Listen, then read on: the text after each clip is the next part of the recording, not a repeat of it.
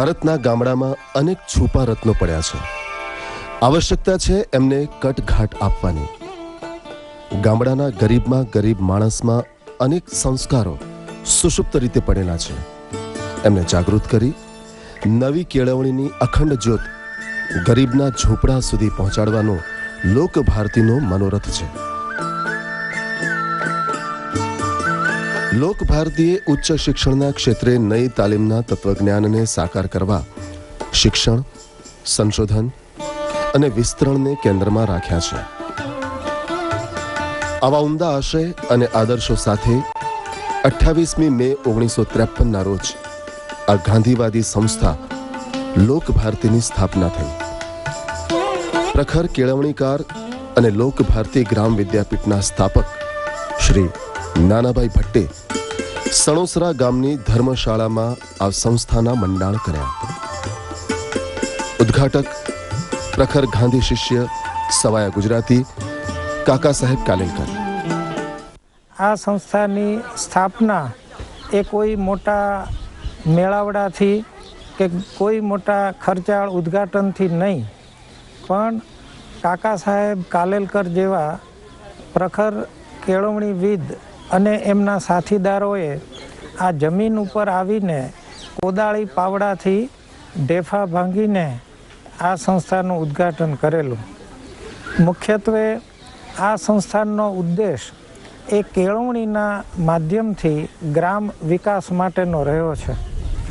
આ સંસ્થા એ ગ્રામાભિમુખ કેળવણી દ્વારા સ્થાયી વિકાસ સાધવા માટેનો પ્રયત્ન કરી રહી છે.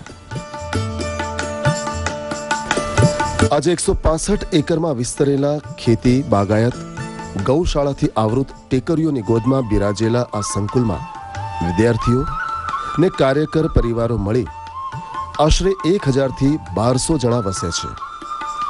જોકે આ અગાઉ નાના ભાઈએ ભાવનગરમાં જ 1910માં એક નાની સંસ્થા શરૂ કરી હતી, જે દક્ષિણામૂર્તિ વિદ્યાર્થી ભવન તરીકે ઓળખાય છે.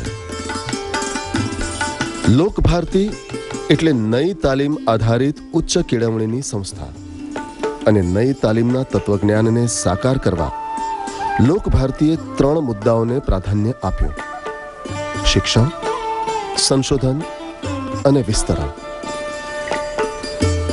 નઈ તાલીમનો એક સિદ્ધાંત છે અનુબંધ, એટલે કે જેમાં કેળવણી અને સમાજ જીવન પરસ્પર ગૂંથાયેલા હોવા. એટલે કે લોકભારતીની દિનચર્યા, તેના વિષયો, તેની પ્રવૃત્તિઓ, તેનું વાતાવરણ સર્વમાં આ પ્રકારનો અનુબંધ અનુભવી શકાય છે. નઈ તાલીમનો બીજો સિદ્ધાંત છે સમૂહ જીવન. અહીં છાત્રાલયમાં રહેતા છાત્રો નાત જાતના ભેદભાવ, ઊંચ નીચના રૂઢિગત ખ્યાલો, અસ્પૃશ્યતા કે પછાત વર્ગના વિદ્યાર્થીઓ પ્રત્યે પરિવાર ભાવના સાથે રહી લોકભારતીના સમૂહ જીવનના મંત્રને ધબકતો રાખે છે. એકબીજાના સુખ, એકબીજાના દુઃખ, એકબીજાના પ્રશ્નો એને સમજવાનો પ્રયત્ન કરીને એકબીજાને અનુકૂળ થઈને કેવી રીતે જીવવું એની કેળવણી આપવા માટે અમે છાત્રાલય જીવનને બહુ અગત્યનું ગણ્યું છે.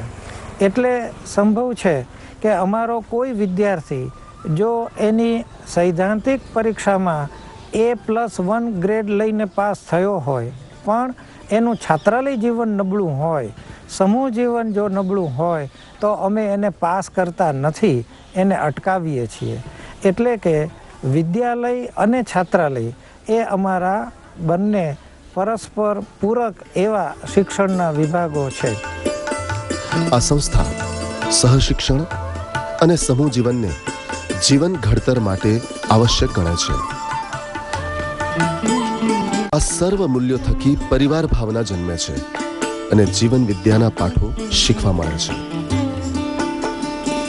અહીં શિક્ષણનું માધ્યમ પણ માતૃભાષામાં જ રાખવામાં આવ્યું છે. જ્ઞાન માહિતીની ભાષા કોઈ પણ હોઈ શકે, પરંતુ માતૃભાષાના ગૌરવને અદકેરું સ્થાન આપવામાં આવ્યું છે. આમ ગાંધીજીના નઈ તાલીમના સિદ્ધાંતોને અહીં અનન્ય ભક્તિભાવપૂર્વક અનુસરવામાં આવે છે. ગાંધી વિચારમાં એક પાયાનું મૂલ્ય એ માતૃભાષા રહી છે. તો અહીંયા અમે અંગ્રેજીનો વિરોધ કરતા નથી. અંગ્રેજી વિષય ફરજિયાત ભણાવીએ છીએ, પરંતુ અમારું ભણવાનું શીખવવાનું માધ્યમ તો માતૃભાષા જ રહી છે. અને ગાંધી વિચારમાં પણ માતૃભાષાને ખૂબ જ અગત્યનું સ્થાન અપાયું છે. એને અમે વળગી રહ્યા છીએ. લોક ભારતી સંસ્થા ઉત્પાદકક્ષમ અને સ્વાવલંબનના સિદ્ધાંતને કેન્દ્રમાં રાખી વિદ્યાર્થીઓ પાસેથી શિક્ષણ શુલ્ક રૂપે પૈસા નહીં, પરંતુ વાર્ષિક 350 કલાકનો શ્રમ લે છે. આ ઉપરાંત રોજ નિશ્ચિત સમયે પોતાના ભોજન, નિવાસ, સંકુલ સાથે સંકળાયેલા કામો જાતે જ કરવાના હોય છે. શ્રમ એટલે માત્ર વેઠ કે મજૂરી નહીં, પરંતુ વૈજ્ઞાનિક સૂઝ સમજણ સાથે આનંદદાયક પ્રવૃત્તિ. સંતોષપ્રદ સર્જનાત્મક શ્રમની વિભાવના અહીં સાકાર થતી જોવા મળે છે. આમ લોક ભારતી સંસ્થાના કેટલાક પાયાના કેળવણીના સિદ્ધાંતોને કારણે વિદ્યાર્થીઓનું શિક્ષણની સાથોસાથ જીવન ઘડતર પણ થાય છે. જે વ્યક્તિ પૂજા કરતા સિદ્ધાંત પૂજાને પોતાના જીવનમાં મહત્વ આપે છે. આ વિશાળ સંકુલમાં વિસ્તરેલા વિભાગોની વાત કરીએ તો અહીં શૈક્ષણિક અને બિન શૈક્ષણિક એવા અનેક વિભાગો ચાલે છે.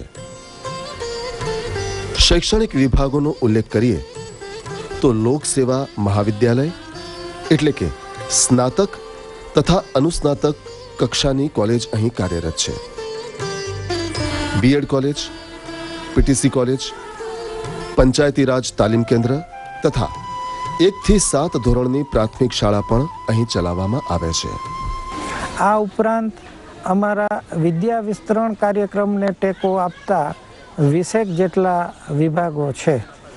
આમ શિક્ષણ, વિસ્તરણ અને સંશોધન ત્રણેય ક્ષેત્રોને આવરી લેતી અહીં અનેકવિધ પ્રવૃત્તિઓ થઈ રહી છે.